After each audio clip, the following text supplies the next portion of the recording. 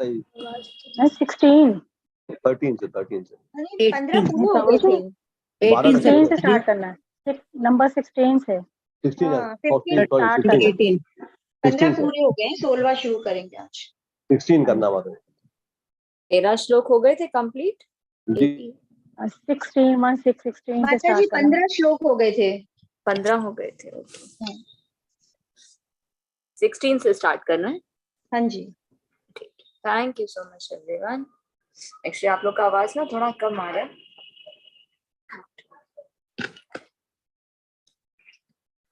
तो इस अध्याय में हम जान रहे हैं, अर्जुन इस अध्याय को प्रश्न द्वारा शुरू करते हैं, जिसमें अर्जुन पूछते हैं, हे कृष्ण, मैं प्रकृति, पुरुष, भोक्ता, क्षेत्र एवं क्षेत्रज्ञ, ज्ञान तथा ज्ञेय के बारे में जानने का इच्छुक हूँ।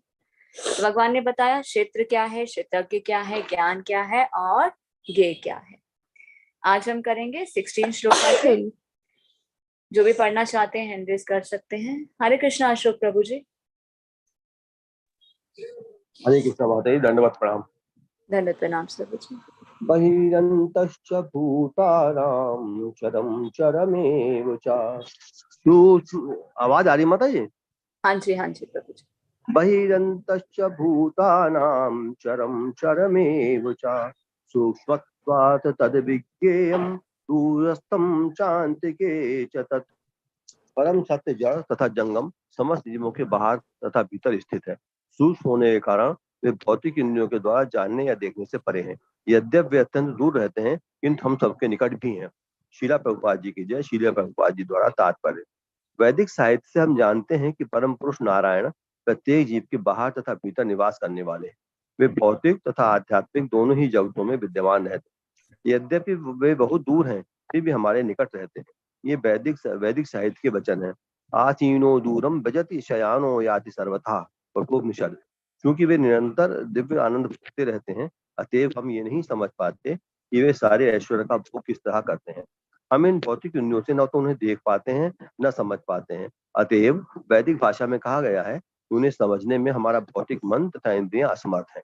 किंतु जिसने भक्ति में कृष्ण भावनामृत का अभ्यास करते हुए अपने मन तथा इंद्रियों को शुद्ध कर लिया है, वो उन्हें निरंतर देख सकता है। ब्रह्म संहिता में इसकी पुष्टि हुई है कि परमेश्वर के लिए जिस भक्त में प्रेम उपज चुका है, वो निरंतर उनका दर्शन कर सकता है। और भगवत गीता में 11.54 इसकी पुष्टि हुई है कि उन्हें केवल भक्ति द्वारा देखा जा सकता तथा समझा जा सकता है। भक्त्या त्वन्यया शक्यः। एक और पढ़ लूं बताइए।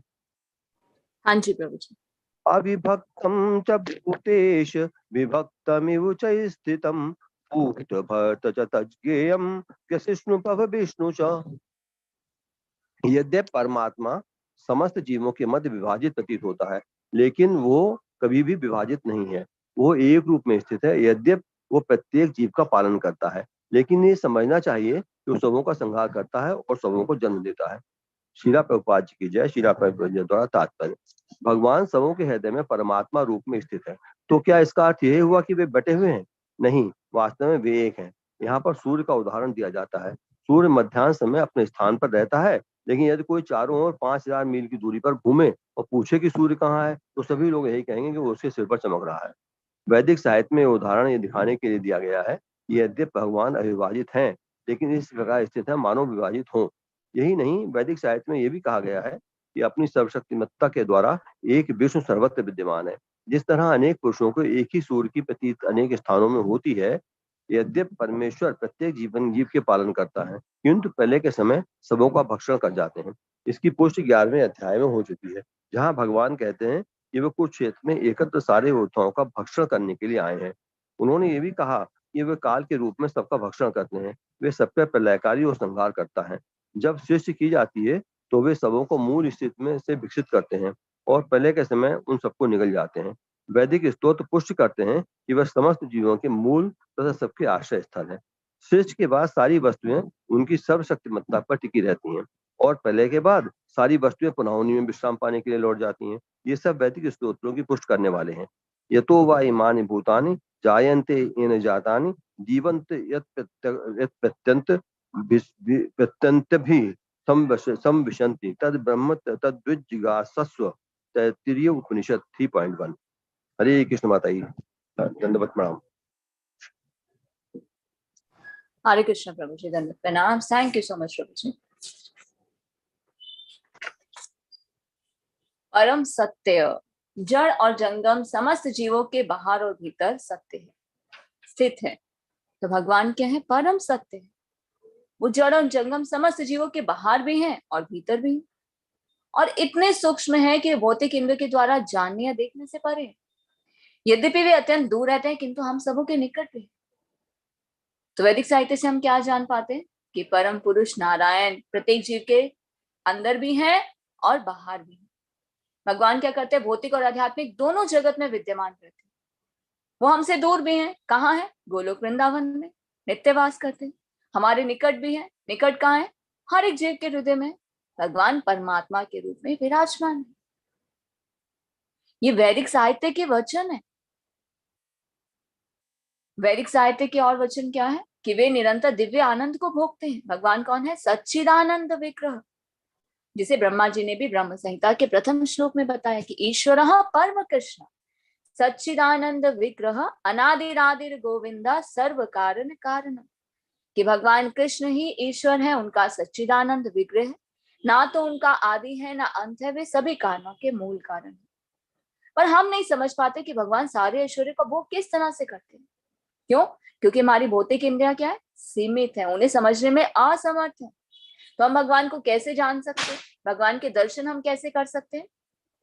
भक्ति के द्वारा। कृष्ण भावनामृत का अभ्यास करते हुए जो अपने मन और इंद्रियों को शुद्ध कर लेता है, वही भगवान को जान सकता है, वही भगवान के दर्शन कर सकता है। तो बिना मन और इंद्रियों को शुद्ध किए भगवान के दर्शन हम नहीं कर सकते, भगवान को जान नहीं सकते। तो मन और इंद्रियों को हम शुद्ध कैसे कर सकते हैं? भक्ति के द्वारा, कृष्ण भावनामृत का अभ्यास करते हुए, श्रवण और कीर्तन के द्वारा।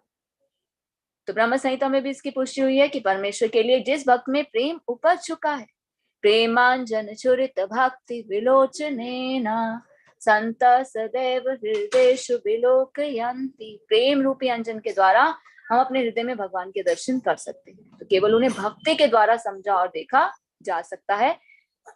नेक्स्ट बताया जा रहा है, यद्यपि परमात्मा समस्त जीवों के मध्य विभाजित प्रतीत होते हैं, लेकिन वे कभी भी विभाजित नहीं होते। अब कोई कह सकता है ना, भगवान तो एक है, और कहते हैं कि भगवान हर एक अंदर भगवान विराजमान, तो क्या भगवान डिवाइड हो जाते हैं? नहीं, भगवान डिवाइड नहीं होते। ये भगवान का योग ऐश्वर्य है कि भगवान इंडिविजुअली हर एक जीव के हृदय में परमात्मा के रूप में विराजमान है। द्वापर युग में भगवान ने जब लीला की थी, 16,108 रानियों से विवाह किया था और द्वारिका चले गए थे, तो द्वारिका में कितने महलों की रचना की गई थी? 16,108। जितनी रानियां उतने महल। और भगवान ने क्या किया? अपने आप को एक्सपेंड कर लिया। कितने में? 16,108 में। तो भगवान ने डिवाइड नहीं किया था, अपने आप को एक्सपेंड कर लिया। तो ये भगवान का क्या है? योग ऐश्वर्य। तो उसी प्रकार से भगवान क्या करते हैं? गोलोक वृंदावन में तो है, भगवान हर एक जीव के हृदय में परमात्मा के रूप में विराजमान है इंडिविजुअली। कभी कोई कह सकता है ना, जैसे हम कैसे विश्वास दिलाते हैं कि पूर्ण रूप से भगवान के शरणागत हो जाइए, भगवान हमारी सहायता करेंगे, रक्षा करेंगे। तो कई बार ये मन में प्रश्न आता है, क्या भगवान मेरी रक्षा करेंगे? क्या भगवान मेरी सहायता करेंगे? क्या भगवान खाली मेरे लिए बैठे हैं? इतने उच्च कोटि के भक्त हैं, भगवान उनको देखेंगे, मुझे थोड़ी ना देखेंगे। तो भगवान एक साथ कैसे इतने सारे भक्तों को देख सकते हैं? हमारे वैदिक साहित्य प्रमाण है कि भगवान सर्वत्र विराजमान है, सर्वत्र विद्यमान है। हर एक जीव के हृदय में भगवान विराजमान है। सुप्त अवस्था में, पर जागृत अवस्था में कब आते हैं? जब हम भक्ति करते हैं, कृष्ण भावनामृत का अभ्यास करते हैं। तो भगवान क्या करते हैं? हमारे इंद्रियों का डायरेक्ट निर्देशन करते हैं, हमारे हृदय में प्रकाश करते हैं। दिव्य ज्ञान हृदय प्रकाशित हो, हमें समृद्धि विस्मृति प्रदान करते हैं ताकि हम भगवान तक पहुंच सके। तो भगवान ही प्रत्येक जीव के पालन करता है। तो सबको ये समझना चाहिए कि वे सबों के संहार करता भी और सबको जन्म भी देते हैं। भगवान क्या करते हैं? सृष्टि की रचना भी करते हैं, पालन भी करते हैं और संहार भी करते हैं। तो भगवान सबके हृदय में किस रूप में विराजमान है? परमात्मा के रूप में। किस अवस्था में? सुप्त अवस्था में। तो जागृत अवस्था में कब आएंगे? जब हम भक्ति करेंगे, कृष्ण भावनामृत का अभ्यास करेंगे, श्रवण और कीर्तन करेंगे, फिर भगवान हमारी सहायता करते हैं, हमारे इंद्रियों का डायरेक्ट निर्देशन करते हैं। तो यहाँ पर एक उदाहरण दिया जा रहा है तात्पर्य में सूर्य का उदाहरण। सूर्य तो एक है, पर सूर्य क्या करता है? दोपहर के समय एक ही जगह पर रहता है, पर पूरी दिशाओं में, सभी दिशाओं में क्या करता है? सूर्य के प्रकाश को फैलाता है। मान लीजिए मैं गुजरात में हूँ, सुमन माता जी चंडीगढ़ में है, रितु माता जी दिल्ली में है। अगर दोपहर को हम एक दूसरे से कनेक्ट हो और बात करें कि माता जी सूर्य कहाँ है, तो सभी माता जी क्या कहेंगे? ऊपर देखिए, अरे माता जी हमारे सिर के ऊपर है, दिखाई दे रहा है। सूर्य तो एक है और अलग अलग दिशाओं में हमें कैसे दिखाई दे रहे हैं? उसका प्रकाश सर्वत्र विराजमान है। तो वैदिक साहित्य में यह उदाहरण यह दिखाने के लिए दिया जाता है कि भगवान जो है अविभाजित है। भगवान किस प्रकार स्थित है? भगवान इंडिविजुअली सब जगह विद्यमान है। ये उनकी सर्वशक्तिमत्ता है कि भगवान हर जगह विद्यमान है। जिस तरह से अनेक पुरुषों को एक ही सूर्य की प्रतीति अनेक स्थानों में होती है, उसी प्रकार परमेश्वर प्रत्येक जीव के पालन करता है, किंतु प्रलय के समय सबों का भक्षण भी करते हैं। 11वें अध्याय में हमने जाना था ना, भगवान क्या कहते हैं? काल भी मैं ही हूँ। क्यों कुरुक्षेत्र का युद्ध हुआ? उन सबका समय निश्चित था, तो भगवान क्या करने आए थे? उन सबका भक्षण करने के लिए आए थे। तो कुरुक्षेत्र में जितने भी योद्धा एकत्र हुए थे, वो भक्षण करने के लिए भगवान आए थे। तो भगवान ने क्या कहा कि काल के रूप में इन सबका मैं भक्षण करता हूँ। तो भगवान क्या करते हैं? संहार करता भी। भगवान शिष्य की रचना भी करते हैं, शिष्य का विकास भी करते हैं, पालन भी करते हैं, और प्रलय के समय सबको निगल भी जाते हैं। तो जब प्रलय आती है तो सब कुछ भगवान के हिरण्यगर्भ में प्रवेश हो जाता है, सब कुछ सुप्त अवस्था में हो जाता है। तो फिर भगवान जब फिर से एक्टिव होते हैं तो क्या होता है? शिष्य की रचना होती है, फिर से सब चीजें एक्टिव हो जाती है। जहां पर सब सुप्त अवस्था में थे, वहीं से सब क्रियाशील हो जाते हैं, जागृत अवस्था में हो जाते हैं। तो ये सब वैदिक सूत्रों की पुष्टि करने वाले हैं। ये तो वा इमानी भूतानी जायन्ते ये निजातानी जीवंती यत प्रियंत अभिस्विशन्ति तद ब्रह्म तद विजिज्ञास्वा। तो हमारी जो उपनिषद है, वेद उपनिषद है, ये सब प्रमाण है, ये सब पुष्टि करते हैं कि ये भगवान की सर्वशक्तिमत्ता है, कि भगवान हर जगह विद्यमान है। इसीलिए हम कहते हैं ना कि भगवान कण कण में व्याप्त है। भगवान हमारे अंदर भी हैं और बाहर भी हैं। भगवान हमसे दूर भी हैं गोलोक वृंदावन में, और भगवान हमारे पास भी हैं हम सबों के हृदय में परमात्मा के रूप में। हरे कृष्ण। नेक्स्ट सुमन माता जी।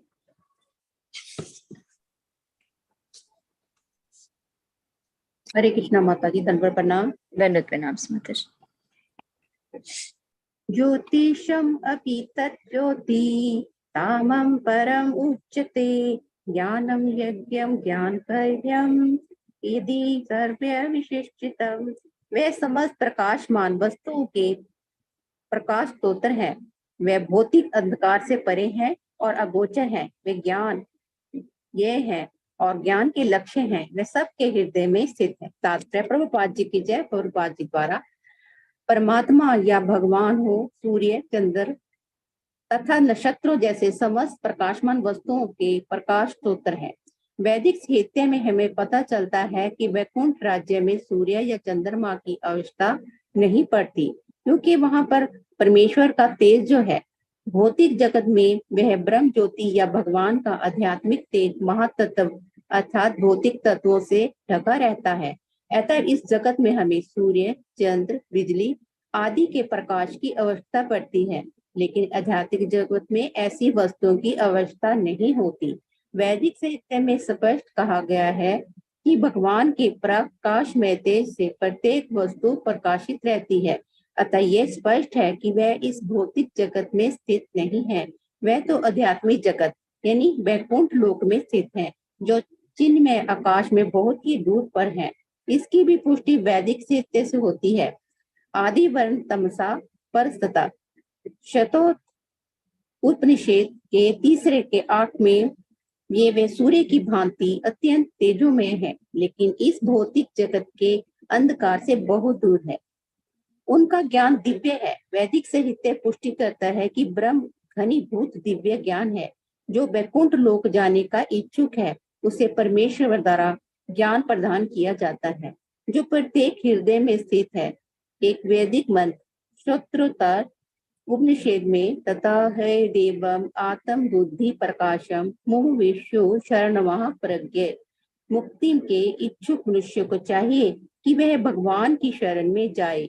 जहाँ तक चरम ज्ञान के लक्ष्य का संबंध है, वैदिक साहित्य से भी पुष्टि होती है। तवम वेद्यवती मृत्युमेति। उन्हें जान लेने के बाद ही जन्म तथा मृत्यु की परिधि को लांघा जा सकता है। वह प्रत्येक हृदय में परम नित्य के रूप में स्थित है। परमेश्वर के हाथ पैर फैले हैं, लेकिन जीवात्मा के विषय में ऐसा नहीं कहा जा सकता। अतः यह मानना ही पड़ेगा कि कार्य क्षेत्र को जानने वाले दो ज्ञाता हैं, एक जीवात्मा, दूसरा परमात्मा। पहले के हाथ पैर केवल किसी एक स्थान पर सीमित यानी कि एक देशी हैं, जबकि कृष्ण के हाथ पैर सर्वत्र फैले हैं। उसकी पुष्टि क्षेत्राक्षर उपनिषद में की गई है। इस प्रकार हुई कि सर्वस्य प्रभु मेषणा सर्वस्य शरण गृहता। वह परमेश्वर या परमात्मा समस्त जीवों का स्वामी या प्रभु है, अतः उन सब का चरम आश्रय है। अतः इस बात से मना नहीं किया जा सकता कि परमात्मा तथा जीवात्मा सदैव भिन्न होते हैं। माता जी आगे पढ़े। इति क्षेत्रमता ज्ञानम यज्ञ च उक्तम समात मद भगत तत्प्यज्ञा मद भव्य उपत्यते। इस प्रकार मैंने कर्म क्षेत्र यानी शरीर, ज्ञान और ज्ञ का संक्षेप में वर्णन किया है। इसे केवल मेरे भक्त ही पूरा समझ सकते हैं और इसी तरह मेरे स्वभाव को प्राप्त होते हैं। तात्पर्य प्रभुपाद जी की जय। प्रभुपाद जी द्वारा भगवान ने शरीर, ज्ञान तथा ज्ञ का संक्षेप में वर्णन किया है। यह ज्ञान तीन वस्तुओं का है, ज्ञाता, ज्ञ तथा जानने की विधि। ये तीनों मिलकर विज्ञान कहलाते हैं। पूर्ण ज्ञान भगवान के अन्य भक्तों द्वारा प्रत्यक्षता समझा जा सकता है, अन्य इसे समझ पाने में असमर्थ रहते हैं।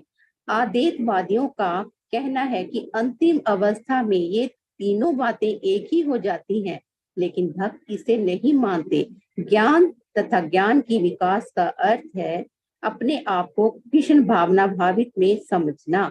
हम भौतिक चेतना द्वारा संचालित होते हैं, लेकिन यूं ही हम अपनी सारी चेतना कृष्ण के कार्यों में स्थानांतरित कर देते हैं और इसका अनुभव करते हैं कि कृष्ण ही सब कुछ है, तो हम वास्तविक ज्ञान प्राप्त कर सकते हैं। दूसरे शब्दों में ज्ञान तो भक्ति को पूर्णतः समझने के लिए प्रारंभिक अवस्था है। 15वें अध्याय में इसकी विशद व्याख्या की गई है।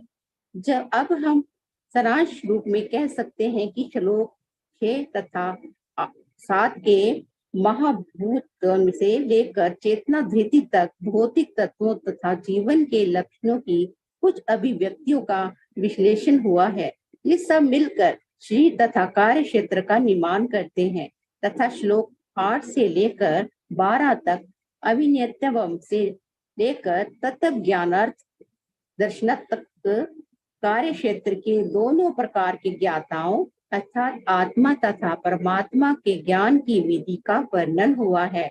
श्लोक 13 से 18 में अनादि मत परम से लेकर आदि सर्वस्य विशिष्ट तक जीवात्मा और परमात्मा का वर्णन हुआ है। इस प्रकार तीन बातों का वर्णन है, कार्य क्षेत्र यानी शरीर, जानने की विधि तथा आत्मा एवं परमात्मा। जहाँ इसका विशेष उल्लेख हुआ है कि भगवान के अन्य भक्त ही इन तीनों बातों को ठीक से समझ सकते हैं। अतः ऐसे भक्तों के लिए भगवत गीता अत्यंत लाभप्रद है। वे ही परम लक्ष्य अर्थात परमेश्वर कृष्ण के स्वभाव को प्राप्त कर सकते हैं। दूसरे शब्दों में केवल भक्त ही भगवत गीता को समझ सकते हैं और वांछित फल प्राप्त कर सकते हैं, अन्य लोग नहीं। हरे कृष्णा माता जी, धन्यवाद। हरे कृष्णा माता जी, थैंक यू सो मच। हरे कृष्णा। आवाज आ रही?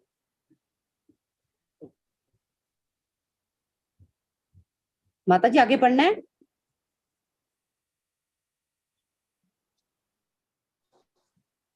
हरे कृष्णा, आवाज आ हरे रही है कृष्णा माता माता जी? जी। हाँ माता जी, अब आई, पहले नहीं आ रही थी। हाँ ठीक है, थैंक यू सो मच माता जी। एक बार इतना ही करते हैं। वे समस्त प्रकाशमान वस्तुओं के प्रकाश स्रोत हैं। तो भगवान कौन है? प्रकाश स्रोत, प्रत्येक वस्तु को प्रकाश प्रदान करते हैं। वे भौतिक अंधकार से परे हैं, अगोचर हैं, विज्ञान है, ज्ञेय है और ज्ञान के रक्षी हैं। देखिए इस लाइन को अंदर की लाइन कीजिए। वे ज्ञान है, ज्ञेय है और ज्ञान के लक्ष्य हैं। तो ज्ञान क्या है? भगवान को जानना। ज्ञेय क्या है? जानने योग्य कौन है? भगवान। और ज्ञान का लक्ष्य क्या है? भगवान को प्राप्त करना। Go back to Krishna, go back to God है।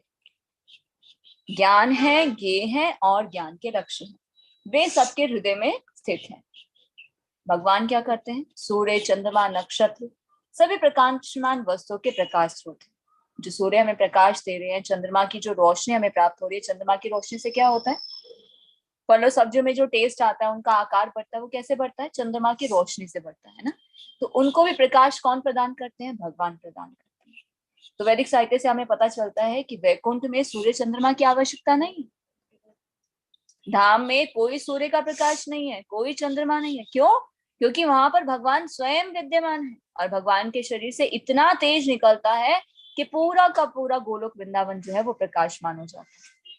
और वही तेज जब बाहर निकलता है गोलोक वृंदावन से तो क्या करता है? एक चमकीला आकाश बनाता है, जिसे क्या कहते हैं? ब्रह्म ज्योति कहते हैं। पर इस भौतिक जगत में हमें सूर्य की आवश्यकता क्यों पड़ती है? क्योंकि ये भौतिक जगत में क्या होता है, जो भगवान का आध्यात्मिक तेज है ना, ये भौतिक तत्वों से ढक जाता है। इसलिए हमें किसकी आवश्यकता पड़ती है? सूर्य, चंद्रमा, बिजली के प्रकाश की आवश्यकता पड़ती है। पर उसका भी सोर्स कौन है? वो भी कृष्णा ही है। तो वैदिक साहित्य में स्पष्ट कहा गया है कि भगवान के तेज से ही प्रत्येक वस्तु प्रकाशित होती है। अतः स्पष्ट है कि वे इस भौतिक जगत में स्थित नहीं है, वे तो आध्यात्मिक जगत में स्थित है। पर फिर भी भगवान क्या करते हैं? प्रकाश प्रदान करते हैं, प्रत्येक वस्तु के प्रकाश स्रोत है।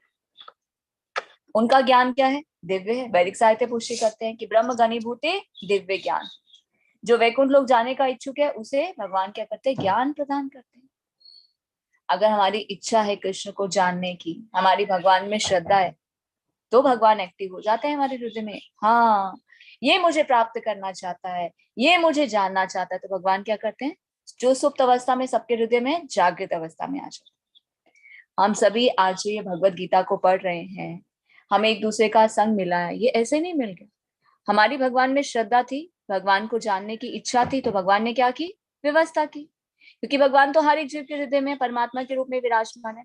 हमारी सारी एक्टिविटीज को भगवान जानते हैं, हमारी मनोस्थिति, हमारे कार्यकलाप, हम कब क्या सोचते हैं, क्या करना चाहते हैं, भगवान सब कुछ जानते हैं।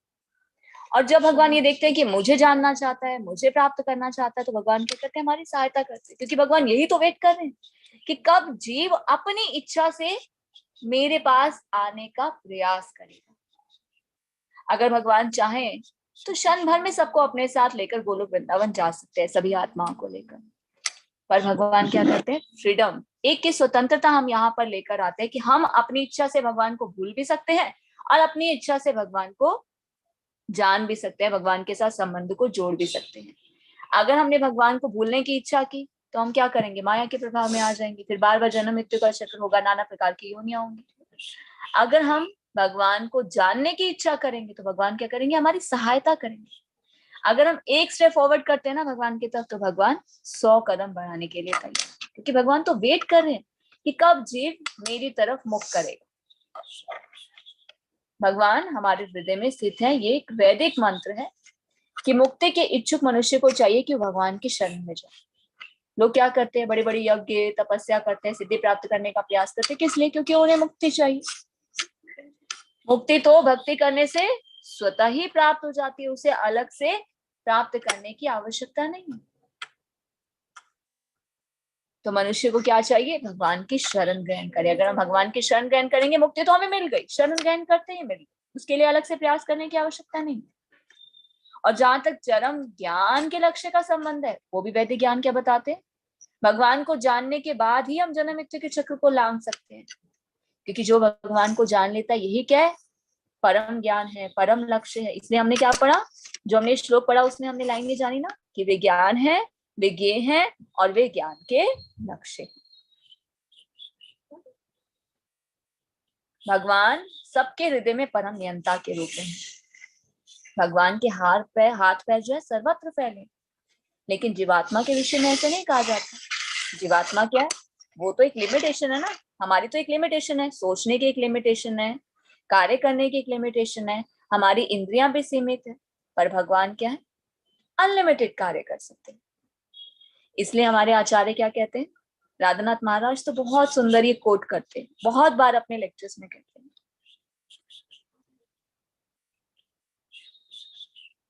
everything is to be possible only by the grace of God. कोई भी चीज पॉसिबल कब है? अगर भगवान की कृपा है। शायद हमारे लिए कोई चीज इम्पॉसिबल होगी, कुछ काम ऐसे होते हैं ना कि ऐसा लगता है कि नहीं हो पाएंगे, पर जब हम भगवान के शरणागत होते हैं, भगवान की कृपा से वो कार्य पूर्ण हो जाते हैं। तो कल ये कोट हम पढ़ रहे थे हिज होलनेस भक्ति चारू साईं महाराज का। तो वो क्या बताते हैं कि हमारी इंद्रियां जो हैं वो हमेशा कुछ ना कुछ चाहती हैं, है ना, उनको कुछ ना कुछ चाहिए, वो किसी ना किसी की शरण लेना चाहती हैं। पर अगर हम अपने आप को सेटिस्फाइड करने का प्रयास करेंगे ना, हम कभी भी सेटिस्फाइड नहीं हो सकते। पर अगर हम अपनी इंद्रियों को भगवान की सेवा में लगाने का प्रयास करेंगे तो क्या करेंगे, ये इंद्रियां सेटिस्फाइड हो जाएंगी और भगवान भी सहायता करेंगे। तो हमें क्या करना चाहिए, अपने मन को, अपने इंद्रियों को भगवान की सेवा में लगाना चाहिए, क्योंकि भगवान कौन है? ऋषिकेश, इंद्रियों के स्वामी। जब हम अपनी इंद्रियों को भगवान की सेवा में लगाते हैं तो भगवान क्या करते हैं? इंद्रियों का डायरेक्ट निर्देशन करते हैं, जिस प्रकार भगवान श्री कृष्ण अर्जुन का डायरेक्ट निर्देशन कर रहे हैं।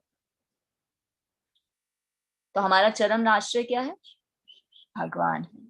इसलिए इस बात से मना नहीं किया जा सकता कि परमात्मा जीवात्मा सदैव भिन्न। तो जीव में और भगवान में क्या डिफरेंस है? क्वालिटी तो सेम है पर क्वांटिटी डिफरेंट है। क्वालिटी क्या सेम है? हम भगवान के अंश है, we are the part and parcel of Krishna. Quality same है पर क्वांटिटी क्या डिफरेंट है? हमारी लिमिटेशंस है, हमारी इंद्रियों की लिमिटेशंस है। पर भगवान क्या है? अनलिमिटेड कार्य कर सकते हैं। हमारे प्लान्स हो सकते हैं पर भगवान के मास्टर प्लान्स होते हैं। भगवान क्या है? ज्ञान है, ज्ञ है और ज्ञान के लक्ष्य। फिर नेक्स्ट श्लोका में बताया जा रहा है, इस प्रकार मैंने कर्म क्षेत्र, ज्ञान तथा ज्ञ का संक्षेप में वर्णन किया। तो भगवान ने बता दिया कर्म क्षेत्र क्या है, शरीर क्या है, ज्ञान क्या है, ज्ञ क्या है, और क्या कह रहे हैं? इसे केवल मेरे भक्त ही पूरी तरह समझ सकते हैं। तो कौन भगवान को जान सकता है? कौन जीवन के लक्ष्य को जान सकता है? कौन परम ज्ञान को जान सकता है? भक्त, जो भगवान के शरणागत होते हैं और इस तरह से मेरे स्वभाव को प्राप्त होते हैं। तो भगवान ने शरीर का, ज्ञान का, ज्ञ का वर्णन किया। भगवान तीनों वस्तुओं के ज्ञाता है, ज्ञ है, जानने की विधि है। तो ये सब क्या है? ये तीनों मिलकर विज्ञान है। तो कृष्णा कॉन्शियसनेस क्या है? एक साइंस है, ये विज्ञान है भगवान को जानने का, परम ज्ञान को जानने का, जीवन के लक्ष्य को प्राप्त करने का। तो कृष्णा कॉन्शियसनेस क्या है? विज्ञान है, साइंस है। और इसे कौन समझ सकता है? इसे सिर्फ भक्त ही समझ सकते हैं। तो भक्त किस प्रकार समझ सकते हैं? भक्ति के द्वारा। तो श्रील प्रभुपाद भक्ति की डेफिनेशन क्या देते हैं? डिवोशनल सर्विस नहीं कहते, लविंग डिवोशनल सर्विस, प्रेममय भक्तिमय सेवा, श्रवणम कीर्तन। ठीक है। तो ज्ञान तो भक्ति को पूर्णतः समझने के लिए प्रारंभिक अवस्था है। तो आज जो हम भगवत गीता को पढ़ रहे हैं ये क्या है? ये प्रारंभिक अवस्था है।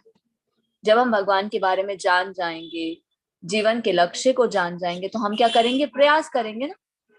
इच्छा, प्रयास और अभ्यास, practice makes a man perfect. फिर हम परफेक्ट हो जाएंगे और भगवान के धाम जाने के लिए लायबल हो जाएंगे। तो केवल भक्त ही भगवत गीता को समझ सकते हैं और वांछित फल भी प्राप्त कर सकते हैं, अन्य लोग नहीं।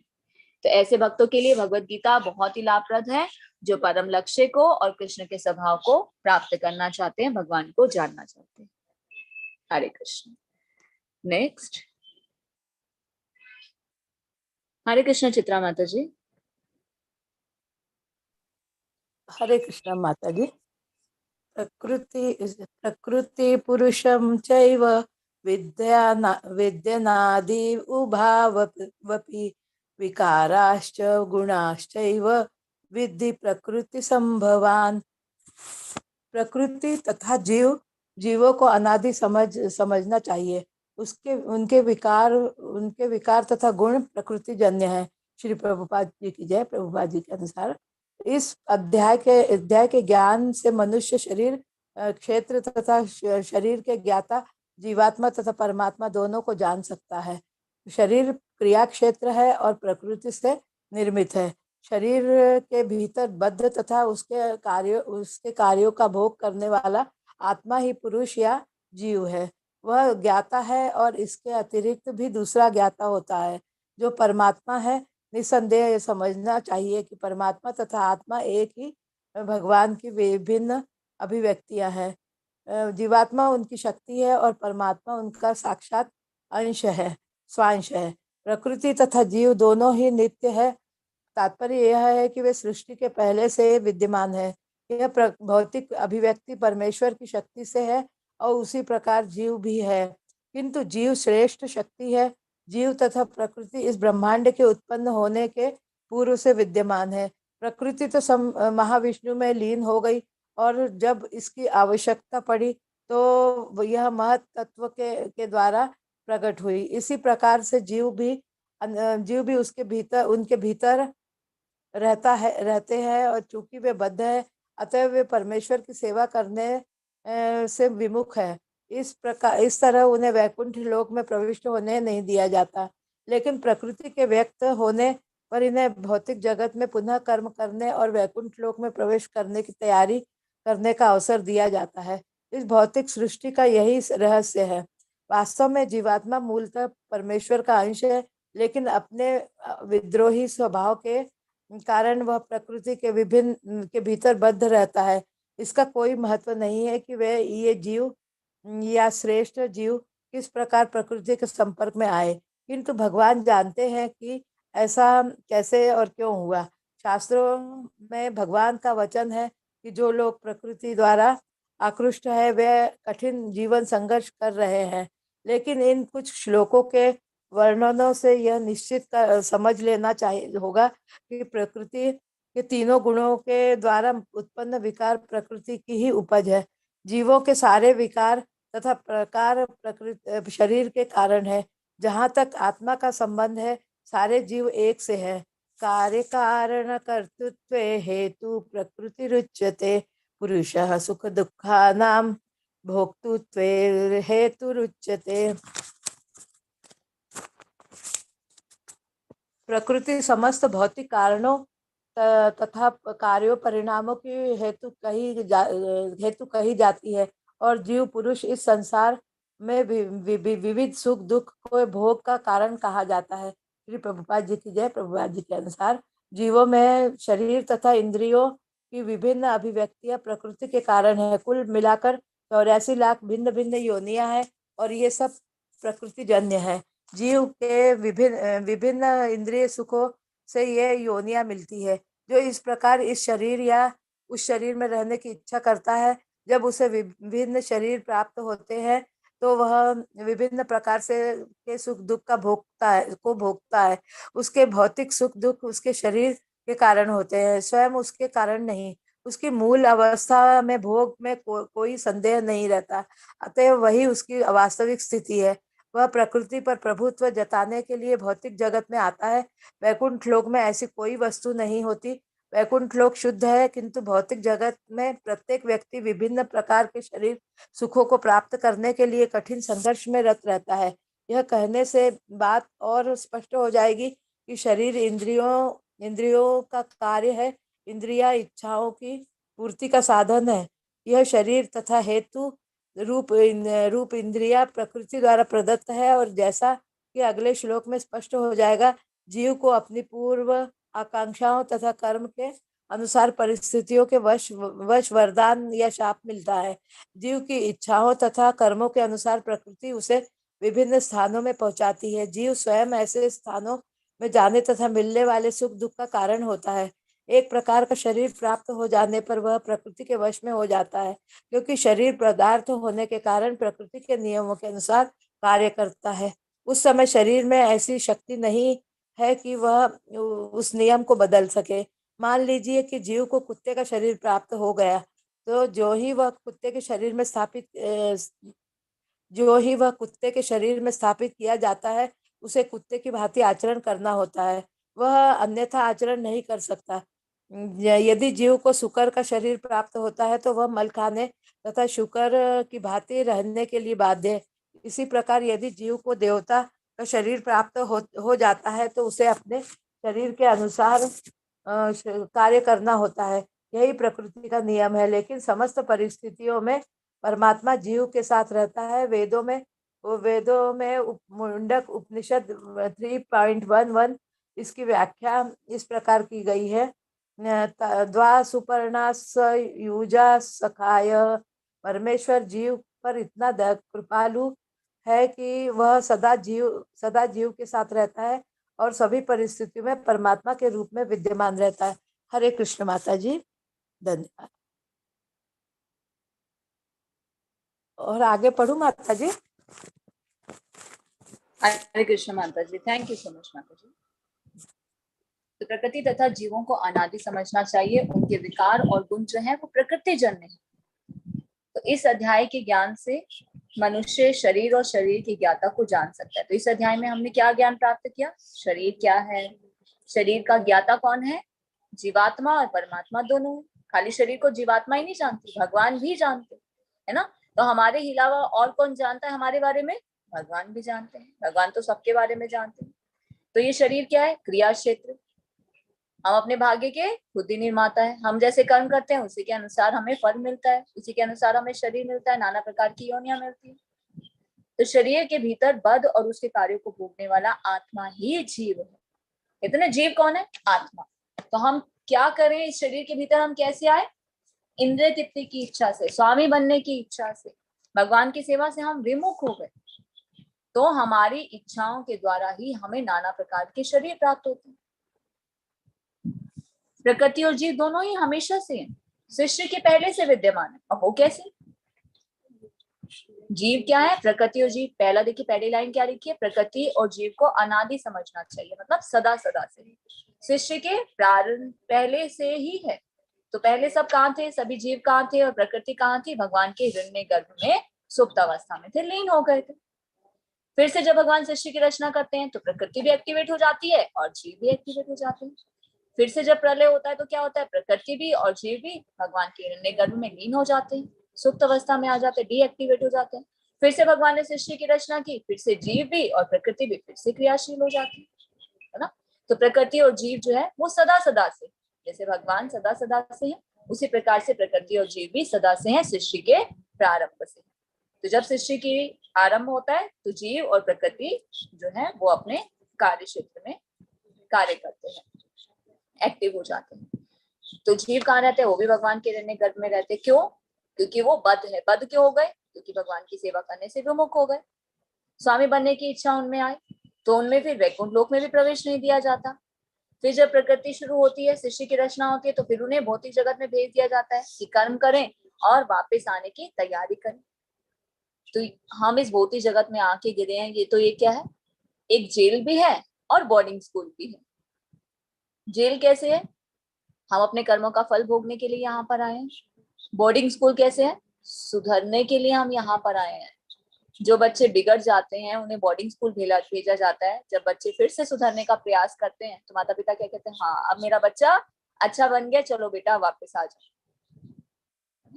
तो हम भी क्या है? बिगड़ैल बच्चे हैं। हमने भी क्या किया? भगवान से विद्रोह किया। हम भगवान की सेवा से विमुख हो गए, तो हम इस प्रकृति में आकर बद्ध हो गए। तो हमें क्या करना है? सुधरना है, प्रार्थना करनी है भगवान से, क्राय करना है, क्राय फॉर कृष्णा।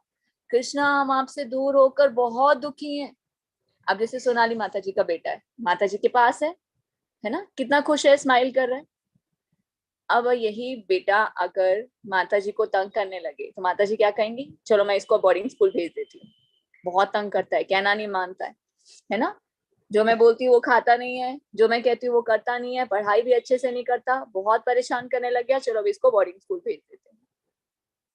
अब इसको बोर्डिंग स्कूल तो भेज दिया, फिर वहां जाकर उसको रियलाइज होता है यहाँ तो मम्मा नहीं है, यहाँ तो मुझे कोई प्यार भी नहीं करता, यहाँ तो मुझे अच्छे से कोई खाना भी नहीं खिलाता, मैं कभी बीमार हो जाता हूँ तो मुझे अच्छे से कोई देखता भी नहीं है, मैं यहाँ कितनी प्रॉब्लम में हूँ। तो वो क्या कहता है? कॉल करता है मम्मा को, मम्मा मम्मा अब मैं सुधर जाऊंगा, अब मैं आपकी सब बात को मानूंगा, मम्मा प्लीज मुझे वापस बुला लो ना। जब वो रोता है, सोनाली माता जी को बहुत प्रेम आता है, भाई मेरा बेटा अब सुधर जाएगा। वो तो क्राई कर रहा है, उनका हृदय पे पिघल जाता है। तो सोनाली माता जी क्या कहती है? अपने हस्बैंड से बात करती है, चलो हम उसको वापस लेके आते हैं, और उसे वापस लेकर आते हैं और बहुत प्यार करते हैं। वही स्थिति हमारी है। तो हम भी क्या करें? भगवान की सेवा से विमुख हो गए। भगवान हमसे बहुत प्रेम करते हैं पर हमने उनके प्रेम को समझा नहीं, तो हम इस भौतिक जगत में आकर बद्ध हो जाते हैं। तो हमें भी क्या करना है, cry cry for Krishna. Krishna हम आपसे दूर होके बहुत दुखी हैं, हमें यहाँ कोई प्रेम नहीं मिल रहा है, हमारे यहाँ कोई ध्यान नहीं रख रहा है, कोई हमें सच्चा प्रेम यहाँ दे सकता है, सच्चा सुख हमें कोई मिल सकता है यहाँ पर? नहीं, सब सेल्फिश रिश्ते हैं। पर सच्चा प्रेम, सच्चा सुख, वास्तविक सुख हमें सिर्फ भगवान ही प्रदान कर सकते हैं। तो इसलिए हमें क्या करना चाहिए, क्राई क्राई फॉर कृष्ण। भगवान के सामने रोना चाहिए, प्रार्थना करनी चाहिए, ताकि हम भगवान के सामने जब रोते हैं ना, तो भगवान क्या करते हैं, देखिए एक ना हमारे लिए एक प्लस पॉइंट भी है रोना। कहते हैं रोना एक ऐसी चीज है ना, आप माता के सामने रोए, पिता के सामने रोए, तो उनका हृदय बहुत जल्दी पिघल जाता है। तो हमें प्रयास करना चाहिए। अगर हमें रोना नहीं भी आ रहा, तो इसका मतलब क्या है, हमारा हृदय पत्थर के समान कठोर है। हिज होलीनेस गौर गोविंद स्वामी महाराज, उनका तो एक स्कूल चलता है, cry for Krishna school Bhubaneswar में। तो उनके लेक्चर में वो हमेशा कहते थे कि हमें कृष्ण के लिए रोना आना चाहिए। अगर हमें कृष्ण के लिए रोना नहीं आ रहा, तो इसका मतलब हमारा हृदय पत्थर के समान है। तो हमें प्रयास करना चाहिए, नहीं भी रोना आता ना, तो भी भगवान के सामने जाकर रोने का प्रयास करना चाहिए। तो इस प्रकार जब हम देखेंगे कि धीरे धीरे हमें सच में रोना आता है, हम भगवान को फील करते हैं कि हम उनके बिना बहुत दुखी हैं, हम उनके पास वापस जाना चाहते हैं, तो भगवान क्या करते हैं, हमारी उस स्थिति को समझते हैं और भगवान व्यवस्था करते हैं कि हम वापस उनके पास पहुंच सके। तो ये सुख दुख जो हमें मिलते हैं, ये हमारे शरीर के कारण मिलते हैं, क्योंकि जो हम इच्छा करते हैं उसी प्रकार हमें ये योनियां प्राप्त होती हैं। तो हम क्या करें, संघर्ष करें। अब बच्चा माता पिता से दूर हो जाएगा तो उसे संघर्ष ही करना पड़ेगा ना, क्योंकि माता पिता के पास रहेगा तो माता पिता क्या करते हैं, उसकी सारी जिम्मेदारी अच्छे से संभालते हैं, उसे कुछ संघर्ष नहीं करना पड़ता। तो उसी प्रकार हम भी जब अपने पिता परमेश्वर से दूर हो गए हैं, तो हमें भी इस जीवन में क्या करना पड़ रहा है, कठोर संघर्ष करना पड़ रहा है। तो हमें निश्चित करना होगा कि ये जो विकार है, ये प्रकृति के 3 गुणों द्वारा उत्पन्न है, ये हमारे शरीर के द्वारा है। हमें भगवान के साथ संबंध को जानना होगा, हमारा और भगवान का क्या संबंध है। जीवेर स्वरूप होए कृष्णेर नित्य दास, चैतन्य महाप्रभु ने क्या बताया, हमारा क्या संबंध है भगवान से, हमारी क्या वास्तविक स्थिति है, हम कौन है, भगवान के दास है। भगवान की जब हम सेवा करते हैं तो भगवान जीतते हैं, भगवान फिर व्यवस्था करते हैं कि हम उन तक पहुंच सके। नेक्स्ट में बताया जा रहा है, प्रकृति जो है समस्त भौतिक कारणों और कार्यों की हेतु कारण कही जाती है, और जीव क्या है, इस संसार में विविध सुख दुख के भोग का कारण कहा जाता है। तो जीव क्यों आता है इस भौतिक जगत में, सुख दुख को भोग करने के लिए, इंद्रिय तृप्ति की इच्छा से। तो जीवों में ये जो शरीर और इंद्रिया जो आती है, ये प्रकृति के ही कारण। कुल मिलाकर कितनी योनियां हैं, 84 लाख योनियां। ये सब क्या है, प्रकृति द्वारा उत्पन्न है। तो जीव को इंद्रिय सुख के कारण ही योनि मिलती है। जैसी हम इच्छा करेंगे वैसी हमें योनि मिलेगी।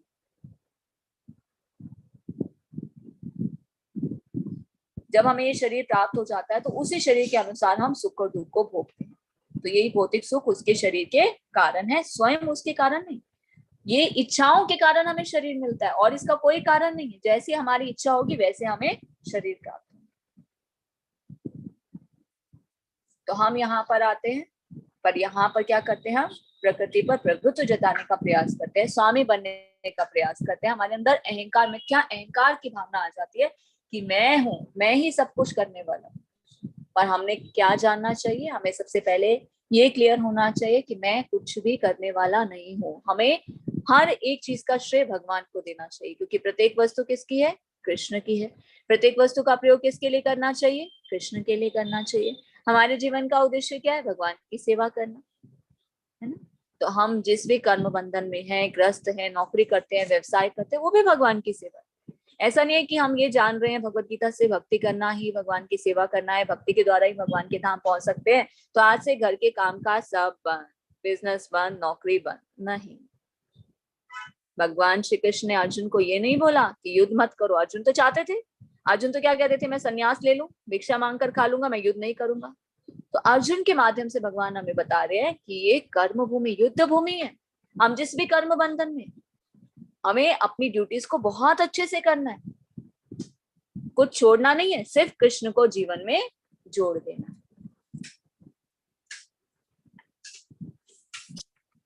नेक्स्ट बताया जा रहा है, ये जो शरीर हमें मिलते हैं किस प्रकार मिलते हैं। मान लीजिए किसी जीव को कुत्ते का शरीर प्राप्त हुआ, तो कुत्ते के शरीर में आ गया, उसकी जैसा आचरण करता है, जिसकी जैसे इच्छा होगी। जैसे कुछ लोग क्या खाते हैं, मांस खाते हैं, कचरा खाने का प्रयास करते हैं, उनको कौन सा शरीर प्राप्त मिलता है, शुक्र का शरीर मिलता है। भगवान कहते हैं अच्छा तुम्हारी ये इच्छा है ना, जाओ मल खाओ। नॉनवेज खाने की ज्यादा इच्छा होती है, शेर की योनि प्राप्त हो जाती है। मनुष्य योनि हमें ये सब कार्य करने के लिए नहीं मिली, इंद्र तृप्ति करने के लिए नहीं मिली। मनुष्य योनि हमें मिली है भगवान के धाम वापस जाने के लिए। ये प्रकृति का नियम है, हम जैसी इच्छाएं करेंगे वैसा हमें शरीर प्राप्त होगा। इसमें भगवान कोई रोल प्ले नहीं करते, हम अपने भाग्य के खुद ही निर्माता है। तो हम जैसे इच्छाएं करेंगे, जैसे हमारे कर्म होंगे, उसी प्रकार हमारी स्थिति होगी, वैसी हमें शरीर, वैसे हमें योनि प्राप्त होगी। तो परमेश्वर जो है जीव पर इतने कृपालु हैं कि वे सदा जीव के साथ रहते हैं। लेकिन हम तो भगवान को भूल जाते हैं, पर भगवान हमें कभी नहीं भूलते। एक मल में रहने वाला कीड़ा भी होता है ना, वो भी तो एक जीव है, उसे भी तो अपने किसी इच्छा के कारण, किसी कर्म के अनुसार वो योनि प्राप्त हुई है, पर भगवान उसके हृदय में भी परमात्मा के रूप में विराजमान है। तो भगवान हर परिस्थिति में हमारे साथ है। हम भगवान को भूल जाते हैं, पर भगवान हमें कभी नहीं भूलते। और जैसे ही हम भगवान की तरफ मुख करते हैं, तो भगवान क्या करते हैं, हमारा हाथ पकड़कर अपनी ओर खींच लेते हैं। कहते ना, एक बार अगर कृष्ण की ओर आपने हाथ बढ़ा दिया, अगर हम डाउनफॉल भी हमारा हो जाता है, कृष्ण को हम भूल भी जाते हैं, तो पर भगवान कभी नहीं भूलते, फिर से भगवान सहायता करते हैं। क्योंकि हमने एक बार तो प्रयास किया, इसलिए हमें प्रयास करना चाहिए भगवान को जानने का, भगवान के साथ संबंध को जोड़ने का। हरे कृष्ण। नेक्स्ट शकुंतला माता जी, हरे कृष्ण। हरे कृष्णा माता जी, दंडवत प्रणाम।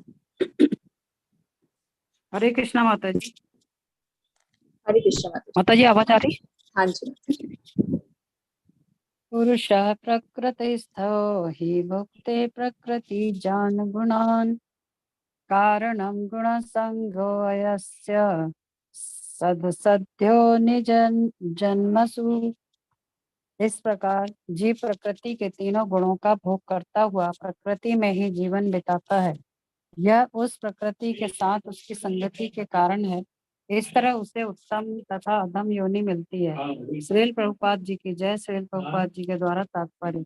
यह श्लोक यह समझने के लिए महत्वपूर्ण है कि जीव एक शरीर से दूसरे में किस प्रकार देहांतरण करता है। दूसरे अध्याय में बताया गया है कि जीव एक शरीर को त्याग कर दूसरा शरीर उसी तरह धारण करता है जिस प्रकार कोई वस्त्र बदलता है। वस्त्र का परिवर्तन इस संसार के प्रति आसक्ति के कारण है। जब तक जीव इस मिथ्या प्राकट्य पर मुग्ध रहता है, तब तक उसे निरंतर देहांतरण करना पड़ता है। प्रकृति पर प्रभुत्व जताने की इच्छा के फलस्वरूप वह ऐसी प्रतिकूल परिस्थितियों में फंसता रहता है।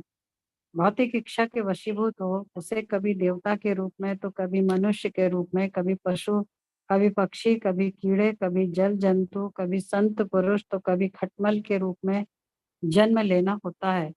यह क्रम चलता रहता है और प्रत्येक परिस्थिति में जीव अपने आप को परिस्थितियों का स्वामी मानता रहता है, जबकि वह प्रकृति के वश में होता है। यहाँ पर बताया गया है कि जीव किस प्रकार विभिन्न शरीरों को प्राप्त करता है। यह प्रकृति के विभिन्न गुणों की संगति के कारण है। अतएव इन गुणों से ऊपर उठकर दिव्य पद पर स्थित होना होता है। यही कृष्ण भावनामृत कहलाता है। कृष्ण भावनामृत में स्थित हुए बिना भौतिक चेतना मनुष्य को एक शरीर से दूसरे में देहांतरण करने के लिए बाध्य करती रहती है, क्योंकि अनादिकाल से उसमें भौतिक आकांक्षाएं व्याप्त हैं। लेकिन उसे इस विचार को बदलना होगा। यह परिवर्तन प्रामाणिक स्रोतों से सुनकर ही लाया जा सकता है। इसका सर्वश्रेष्ठ उदाहरण अर्जुन है, जो श्री कृष्ण से ईश्वर विज्ञान का श्रवण करता है। यदि जीव इस श्रवण विधि को अपना ले तो प्रकृति पर प्रभुत्व जताने की चिर अभिलाषित आकांक्षा समाप्त हो जाए और क्रमशः ज्यों-ज्यों वह प्रभुत्व जताने की इच्छा को कम करता जाएगा, त्यों-त्यों उसे आध्यात्मिक सुख मिलता जाएगा। एक वैदिक मंत्र में कहा गया है कि ज्यों-ज्यों जीव श्री भगवान की संगति से विद्वान बनता जाता है, त्यों-त्यों उसी अनुपात में वह आनंदमय जीवन का आस्वादन करता है। एक और पढ़ूं माता जी? हरे कृष्णा माता जी। उपद्रष्टानुमंता हरे च। कृष्ण माता जी। हाँ जी, एक और पढ़ दीजिए। हरे कृष्णा माता जी। उपद्रष्टानुमन्ता च भर्ता भोक्ता महेश्वरा परमात्मेति च युक्तो देहे अस्मिन् पुरुषः परा। तो भी इस शरीर में एक अन्य देव भोक्ता है जो ईश्वर है, परम स्वामी है और साक्षी तथा अनुमति देने वाले के रूप में विद्यमान है, जो परमात्मा कहलाता है। श्रील प्रभुपाद जी की जय। तात्पर्य श्रील प्रभुपाद जी के द्वारा यहाँ पर कहा गया है कि जीवात्मा के साथ निरंतर रहने वाला परमात्मा परमेश्वर का प्रतिनिधि है, वह सामान्य जीव नहीं है, क्योंकि अद्वैतवादी चिंतक शरीर के ज्ञाता को एक मानते हैं। अतः उनके विचार से परमात्मा तथा जीवात्मा में कोई अंतर नहीं है। इसका स्पष्टीकरण करने के लिए श्री भगवान कहते हैं कि प्रत्येक शरीर में परमात्मा रूप में विद्यमान है। वे जीवात्मा से भिन्न है, वे पर हैं, दिव्य हैं। जीवात्मा किसी विशेष क्षेत्र के कार्यों को भोगता है, लेकिन परमात्मा किसी सीमित भोक्ता के रूप में या शारीरिक कर्मों में भाग लेने वाले के रूप में विद्यमान नहीं रहता, अपितु वह साक्षी, अनुमति दाता तथा परम भोक्ता के रूप में स्थित रहता है। उसका नाम परमात्मा है, आत्मा नहीं। वह दिव्य है। अतः यह बिल्कुल स्पष्ट है कि आत्मा तथा परमात्मा भिन्न भिन्न है। परमात्मा के हाथ पैर सर्वत्र रहते हैं, लेकिन जीवात्मा के ऐसा नहीं होता, क्योंकि परमात्मा परमेश्वर है। अतः वह अंदर से जीव की भौतिक भोग की आकांक्षा पूर्ति की अनुमति देता है। परमात्मा की अनुमति के बिना जीवात्मा कुछ भी नहीं कर सकता। जीव भुक्त है और जीवन श्री भगवान भोक्ता या पालक है। जीव अनंत है और श्री भगवान उन सभी में मित्र रूप में निवास करता है। तथ्य यह है कि प्रत्येक जीव परमेश्वर का नित्य अंश है और दोनों मित्र रूप में घनिष्ठता पूर्वक संबंधित हैं। लेकिन जीव में परमेश्वर के आदेश को अस्वीकार करने की, प्रकृति पर प्रभुत्व जताने के उद्देश्य से स्वतंत्रता पूर्वक कर्म करने की प्रवृत्ति पाई जाती है। क्योंकि उसमें यह प्रवृत्ति होती है, अतः वह परमेश्वर की तटस्थ शक्ति कहलाता है। जीव या तो भौतिक शक्ति में या आध्यात्मिक शक्ति में स्थित हो सकता है। जब तक वह भौतिक शक्ति द्वारा बद्ध रहता है, तब तक परमेश्वर मित्र रूप में परमात्मा की तरह उसके भीतर रहते हैं, जिससे उसे आध्यात्मिक शक्ति में वापस ले जा सके। श्री भगवान उसे आध्यात्मिक शक्ति में वापस ले जाने के लिए सदैव उत्सुक रहते हैं, लेकिन अपनी अल्प स्वतंत्रता के कारण जीव निरंतर आध्यात्मिक प्रकाश की संगति ठुकराता है। स्वतंत्रता का यह दुरुपयोग ही बद्ध प्रकृति में उसके भौतिक संघर्ष का कारण है। अतएव श्री भगवान निरंतर बाहर तथा भीतर से आदेश देते रहते हैं। बाहर से वे भगवत गीता के रूप में उपदेश देते हैं और भीतर से वे जीव को यह विश्वास दिलाते हैं कि भौतिक क्षेत्र में उसके कार्यकलाप वास्तविक सुख के लिए अनुकूल नहीं है। उनका वचन है, इसे त्याग दो और मेरे प्रति श्रद्धा करो, तभी तुम सुखी होगे। इस प्रकार जो बुद्धिमान व्यक्ति परमात्मा में व श्री भगवान में श्रद्धा रखता है, वह सच्चिदानंदमय जीवन की ओर प्रगति करने लगता है। हरे कृष्णा माता जी, धन्यवाद, प्रणाम।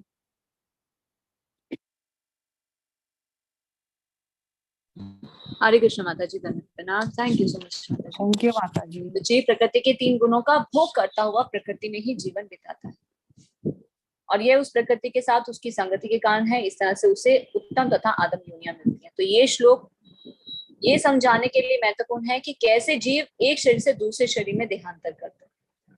हम देखते हैं ना, नाना प्रकार की योनियां, कुत्ते की योनि, गाय की योनि, पेड़ पौधों की योनि, नाना प्रकार के जीव जंतु, 4 पैर वाले, 2 पैर वाले, हवा में उड़ने वाले, जल में रहने वाले, रेंगने वाले, मनुष्य योनि। ये किस प्रकार होती है? ये इंद्र देवते की इच्छाओं के अनुसार, कर्म के अनुसार होती है। तो जीव क्या करता है? एक शरीर को त्याग कर दूसरे शरीर को धारण करता है। सेकंड चैप्टर में हमने जाना था, जिस प्रकार हम पुराने वस्त्रों को त्याग कर नए वस्त्र धारण करते हैं, उसी प्रकार जीव भी पुराने शरीर को त्याग करके नए शरीर को धारण करता है। तो वस्त्र का परिवर्तन इस संसार के प्रति आसक्ति के कारण। जब तक जीव मिथ्या अहंकार में रहेगा तो उसे बार बार देहांतर करना पड़ेगा। जब तक वो स्वामी बनने की इच्छा उसमें रहेगी तो बार बार वो प्रतिकूल परिस्थितियों में फंसता रहेगा और भौतिक इच्छा की वशीभूत होता है। तभी तो कभी देवता बनना पड़ता है, कभी मनुष्य, कभी पशु, कभी पक्षी, कभी कीड़े मकोड़े, जल वाला, कभी खटमल। तो ये क्रम क्या, ये चलता ही रहता है। जब तक हम भगवान के धाम वापस पहुंचने का प्रयास नहीं करेंगे, भगवान के साथ संबंध को नहीं जोड़ेंगे, तो बार बार जन्म मृत्यु के चक्र में आना होगा। नाना प्रकार की योनियां हमें मिलेगी। अभी हमें मनुष्य योनि मिली है, तो हमें क्या करना है, इसका यूज करना है। पता नहीं कितनी योनियां हम ऐसे ही व्यर्थ गवा कर आ चुके हैं, नाना प्रकार की योनियां। पर अब हमें क्या करना है, हमारे आचार्य क्या कहते हैं, give only this life to Krishna. Srila Prabhupada हमेशा यही लाइन बोलते थे। इस भक्ति चारू स्वामी महाराज अपना पर्सनल एक्सपीरियंस बताते। जब उन्होंने पूछा कि श्रील प्रभुपाद मेरे लिए कोई पर्सनल इंस्ट्रक्शन, तो श्रील प्रभुपाद ने क्या बोला, give only this life to Krishna. इसलिए गुरु महाराज हमेशा अपने डिसाइपल्स को बोलते थे, जो मेरे गुरु ने मुझे कहा, मैं भी आपको यही इंस्ट्रक्शन देता हूँ कि give only this life to Krishna. Spiritual life क्या है, सीरियस बिजनेस है। हमें ऐसे नहीं समझना कि हाँ थोड़ा थोड़ा भक्ति, थोड़ा थोड़ा मस्ती, थोड़ा थोड़ा एंजॉयमेंट, नहीं, सीरियस होना होगा भक्ति जीवन को लेके। हमें give only this life to Krishna, इसी जीवन में हमें भगवत धाम वापस पहुंचने का प्रयास करना।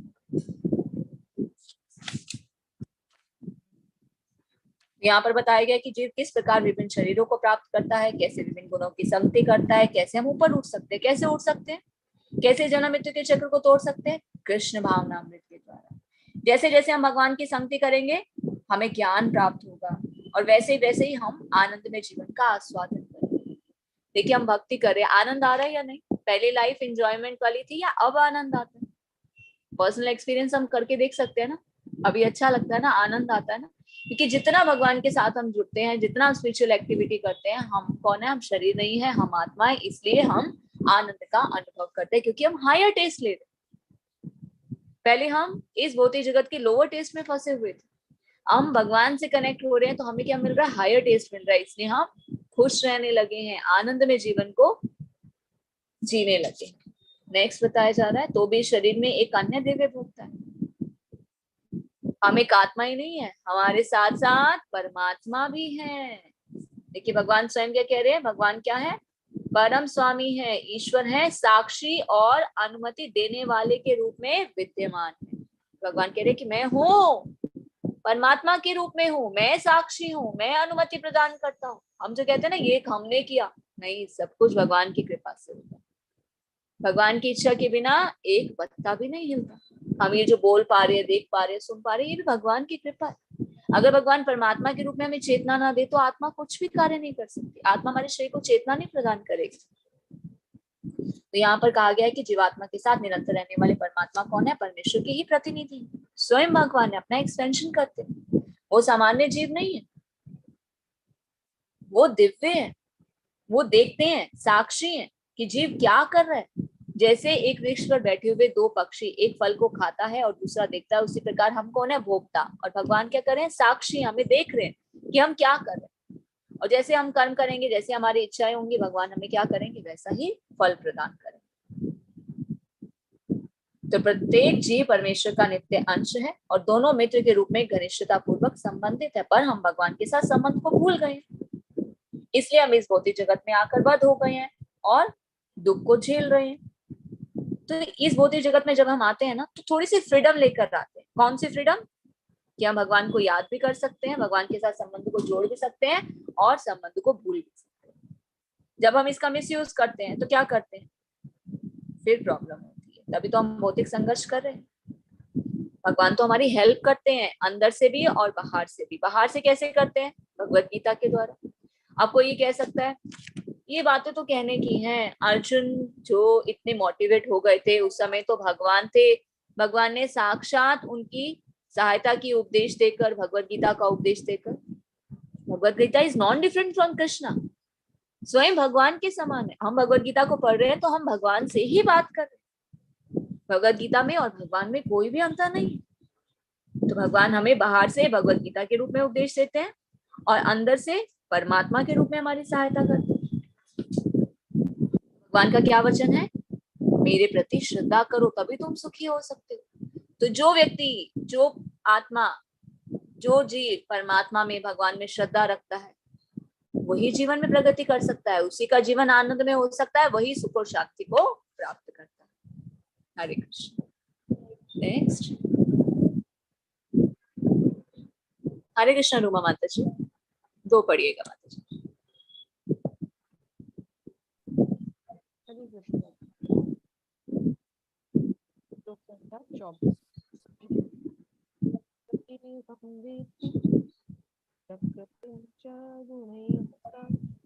सर्वथा वर्तमानोऽपि न स भूयो हरे कृष्णा।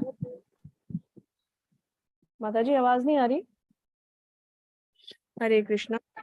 माता जी आवाज नहीं आ रही क्या? हरे कृष्णा। हरे आ रही कृष्णा। है माता जी आवाज। ओके। श्लोक संख्या 24 में फिर से पढ़ती हूँ। य एवं वेत्ति पुरुषं प्रकृतिं च गुणैः सह सर्वथा वर्तमानोऽपि न स भूयोऽभिजायते। जो व्यक्ति प्रकृति, जीव तथा प्रकृति के गुणों की अंतःक्रिया से संबंधित इस विचारधारा को समझ लेता है, उसे मुक्ति की प्राप्ति सुनिश्चित है। उसकी वर्तमान स्थिति चाहे जैसी हो, यहाँ पर उसका पुनर्जन्म नहीं होगा। तात्पर्य श्रील प्रभुपाद के द्वारा श्रील प्रभुपाद की जय।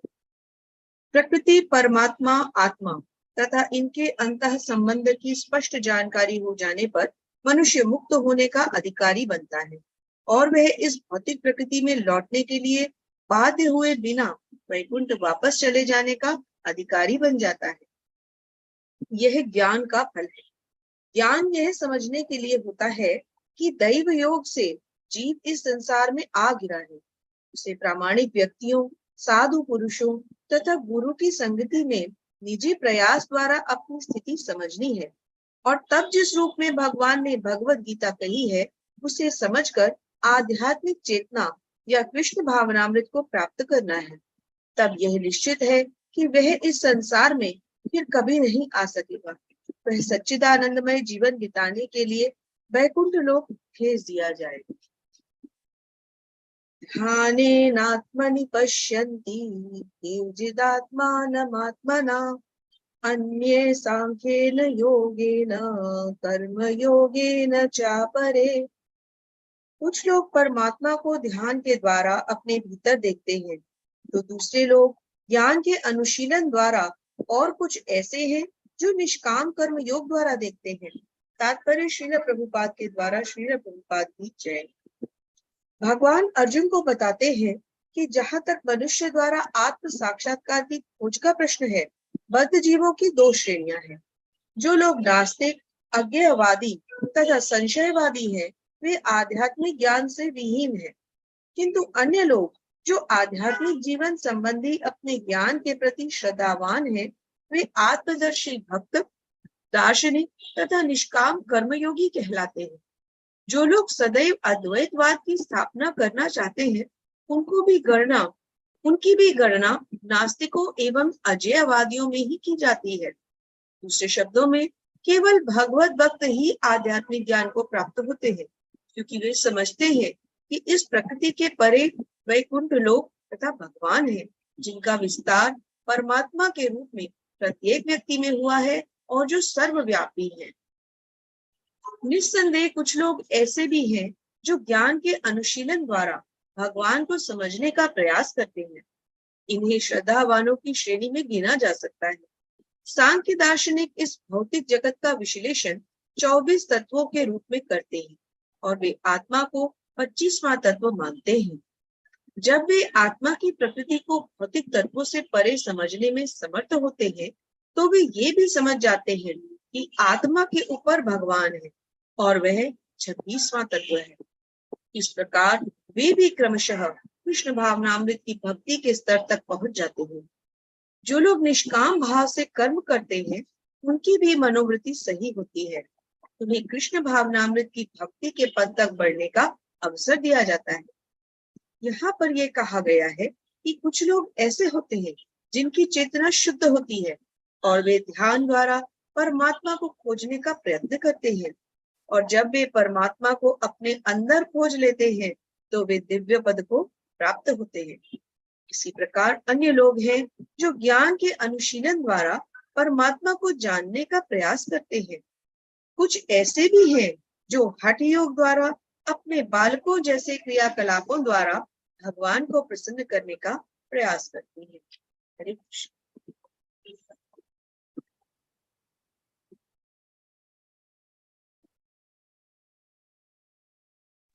हरे कृष्ण माता जी, थैंक यू सो मच। जो व्यक्ति प्रकृति, जीव तथा प्रकृति के गुणों की अंतक्रिया से संबंधित इस विचारधारा को समझ लेता है, उसे मुक्ति की प्राप्ति होती है। अब हम ये ज्ञान प्राप्त कर रहे हैं, भगवान हमें बता रहे हैं ना, प्रकृति, जीव, क्षेत्र, क्षेत्रज्ञ, ज्ञान के, तो इसका क्या बेनिफिट होगा? भगवान क्या बता रहे हैं? उसे मुक्ति की प्राप्ति सुनिश्चित है। तो ज्ञान प्राप्त करने से हमें कोई नुकसान नहीं है, बेनिफिट ही बेनिफिट। मुक्ति के लिए कितना प्रयास करना पड़ता है, वो यहाँ ज्ञान प्राप्त करने से हो रहा है। तो उसकी वर्तमान स्थिति चाहे कैसी भी हो, उसका पुनर्जन्म नहीं होगा। प्रकृति, परमात्मा, आत्मा, इनके अंत संबंध की जिसे स्पष्ट जानकारी हो जाती है, वो मनुष्य मुक्त होने का अधिकारी है और उसे इस भौतिक जगत में वापस नहीं लौटना पड़ता। वो कहाँ जाने का अधिकारी बन जाता है? वैकुंठ वापस जाने का। तो ये ज्ञान का बेनिफिट है, भगवत गीता पढ़ने का ये बेनिफिट है कि उसे मुक्ति की प्राप्ति हो जाएगी, वो दोबारा इस भौतिक जगत में नहीं आएगा, वैकुंठ जाने का अधिकारी बन जाएगा। तो ज्ञान ये समझने के लिए होता है कि देव योग से जीव इस संसार में आके रहे, उसे प्रामाणिक व्यक्तियों, साधु पुरुषों और गुरु की संगति में निजी प्रयास द्वारा अपनी स्थिति को समझना होगा। इसलिए हमें क्या करना चाहिए? डिवोटीज की एसोसिएशन लेनी चाहिए, गुरु के पदाश्रय को ग्रहण करना चाहिए, साधु संग करना चाहिए। जिस रूप में भगवान ने भगवत गीता कही है उसे समझना चाहिए, कृष्ण भावनामृत को प्राप्त करना चाहिए, तो हम फिर कभी इस भौतिक जगत में आकर नहीं गिरेंगे और वैकुंठ जाने के अधिकारी हो जाएंगे। कुछ लोग परमात्मा को ध्यान के द्वारा अपने भीतर देखते हैं, कुछ लोग कैसे देखते हैं? ध्यान के द्वारा, कुछ ज्ञान के द्वारा, कुछ निष्काम कर्म के द्वारा, है ना। तो ये भी क्या है? अलग अलग सीढ़ियां हैं, अलग अलग प्रोसेस है भगवान को प्राप्त करने की। गलत कुछ भी नहीं है।